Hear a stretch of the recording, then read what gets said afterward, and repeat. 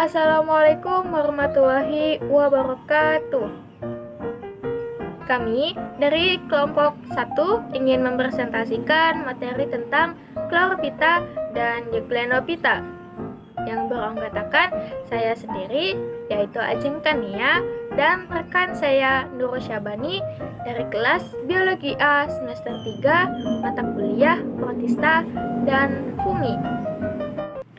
Sekarang kita akan membahas Chlorophyta. Apa sih Chlorophyta itu? Chlorophyta adalah divisi dari alga hijau. Chlorophyta adalah ganggang yang mengandung klorofil dan karotin berwarna kuning sehingga warnanya menjadi hijau kekuningan.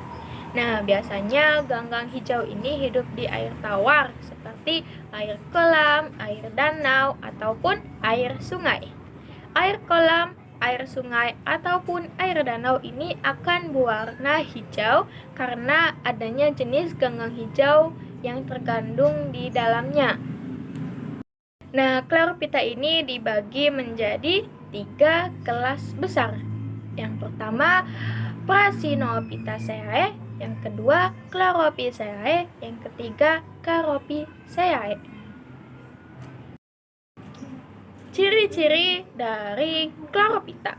Apa sih ciri-ciri dari Chlorophyta itu? Nah, Chlorophyta mempunyai ciri-ciri sebagai berikut. Yang pertama, struktur tubuhnya bersel satu. Nah, yang kedua, mempunyai klorofil yang terdapat di dalam kloroplas. Yang ketiga, selnya itu bersifat eukariotik. Yang keempat, sebagai vegetasi perintis. Yang kelima, habitatnya itu di darat atau di tempat yang lembab. Dan yang keenam, cara hidupnya bebas dan sebagai epifit atau endofit dalam tumbuhan atau hewan lain. Dan yang ketujuh itu perkembangbiakannya itu dengan cara vegetatif. Bentuk dari Chlorophyta yaitu yang pertama bersel tunggal, yang kedua berbentuk koloni, yang ketiga berbentuk lembaran, yang keempat berbentuk berkas. Habitat Chlorophyta. Banyak jenis Chlorophyta yang hidup di laut, di air tawar, itu bersifat kosmoplit. Nah, ada sekitar 8.000 spesies alga hijau, mulai dari yang berukuran mikroskopis atau yang berukuran sangat kecil yang harus dibantu dengan mikroskop, dan yang tampak besar atau bisa dilihat dengan mata atau tanpa bantuan alat. Cara hidup Chlorophyta atau ganggang hijau. Nah, pada umumnya ini melekat pada bebatuan dan beberapa anggotanya yang hidup di air mengapung atau melayang. Sebagian hidupnya itu sebagai fitoplankton dan ada yang melekat pada tumbuhan atau hewan. Lalu bagaimana sih Chlorophyta itu mendapatkan makanan? Nah, Chlorophyta atau ganggang hijau ini mendapatkan makanan karena mengandung klorofil dan dapat melakukan fotosintesis untuk mendapatkan makanannya. Nah, ganggang hijau ini berperan sebagai pemasok bahan makanan utama bagi hewan-hewan yang ada di perairan tersebut. Nah, di perairan tersebut itu ganggang hijau sering disebut sebagai produsen. Sekarang memasuki peranan Chlorophyta dalam kehidupan. Nah, yang pertama itu sebagai produsen dari ekosistem air, yang kedua sebagai alternatif bahan pangan bagi astronot terutama pada spesies Chlorella, dan ketiga sebagai sumber sel tunggal, yang keempat sebagai oksigen atau menghasilkan oksigen dari hasil fotosintesis yang diperlukan oleh hewan lain untuk bernafas, dan yang terakhir itu sebagai bahan makanan. Selain Chlorophyta mempunyai peran dalam kehidupan sehari-hari, Chlorophyta juga mempunyai dampak negatif. Apa aja sih dampak negatif dari Chlorophyta itu? Nah, dampak negatifnya yang pertama dapat mengganggu jika perairan itu terlalu subur. Yang kedua, membuat air menjadi berubah warna dan menimbulkan bau yang tidak sedap. Yang ketiga, menyebabkan penyumbatan pada saringan pengolahan air. Yang keempat, menjadi masalah dalam proses penjernihan air. Baiklah, pembahasan tentang chlorophyta telah selesai, maka selanjutnya yaitu pembahasan tentang Euglenophyta yang akan disampaikan oleh rekan saya, Nurul Syabani. Euglenophyta. Euglenophyta adalah atau euglonoid adalah dari bahasa Yunani. Eu artinya sejati dan glin artinya mata. Jadi, Euglenophyta adalah divisi terkecil dari kingdom Protista, terdiri dari ganggang air dan sebagiannya berbentuk uniseluler. Filum tersebut memiliki bintik mata berwarna merah. Filum ini tidak mempunyai dinding sel, tidak memiliki flagela, dan juga dapat bergerak aktif seperti hewan. Tetapi filum ini mempunyai klorofil, di mana klorofil itu sebagai fotosintesis. Jadi, jika disebutkan secara pendek, artinya Euglenophyta adalah alga uniseluler yang bebas bergerak atau hidupnya berkoloni.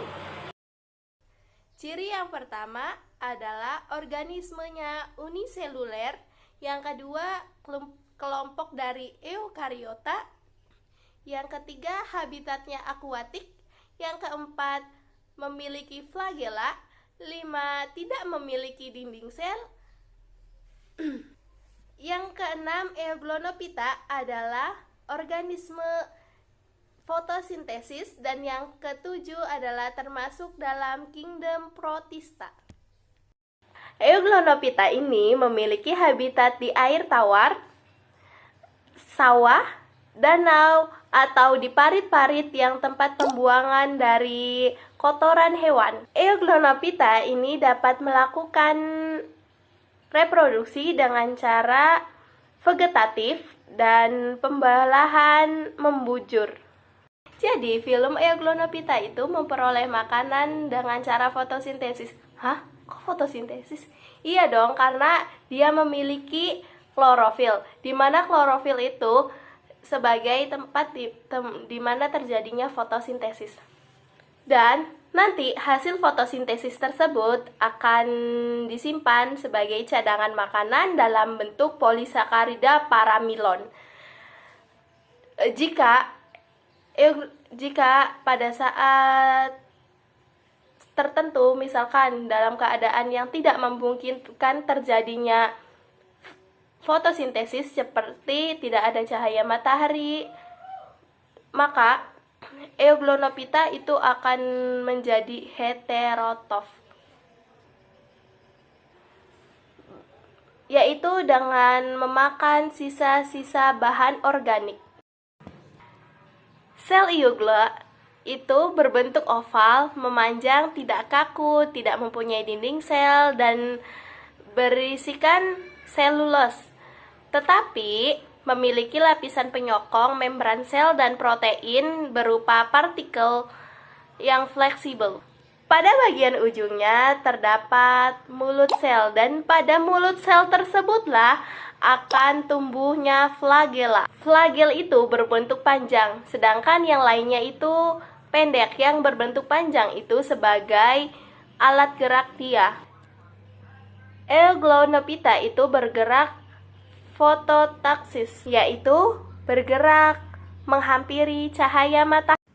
Contoh dari Euglenophyta, yang pertama ada Euglena, yang kedua ada Pacus, dan yang ketiga itu ada Strombomonas.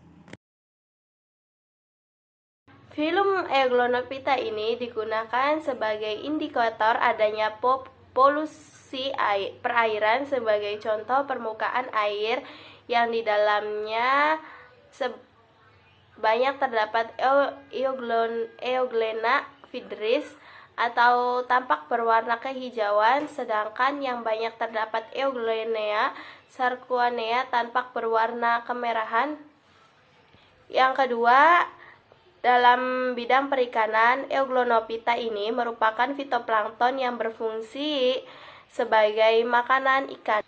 Dalam bidang ekonomi, perairan Euglonopita ini merupakan produsen primer dalam ekosistem perairan, yaitu sebagai penyedia bahan organik dan oksigen bagi hewan-hewan akuatik seperti ikan, udang, dan serangga air.